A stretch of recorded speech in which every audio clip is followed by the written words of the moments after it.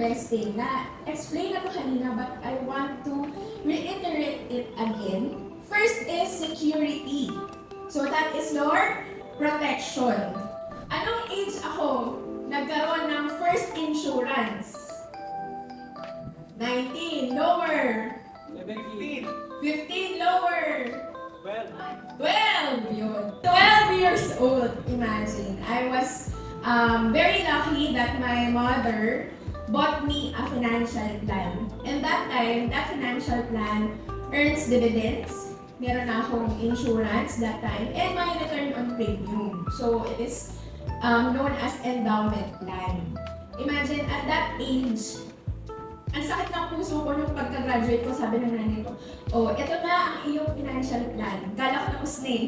Hindi pa. I need to pay it for another 10 years because it's a 20-year plan.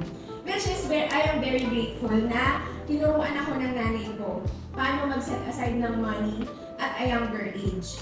Sabi ko pa nga, nung nag-mature yun, it matured at the age of 32. Kaya po, in a way, at the age of 32, I'm already retired. Retired from employment. I can do the things that I want and I can explore the business that I want because I have money.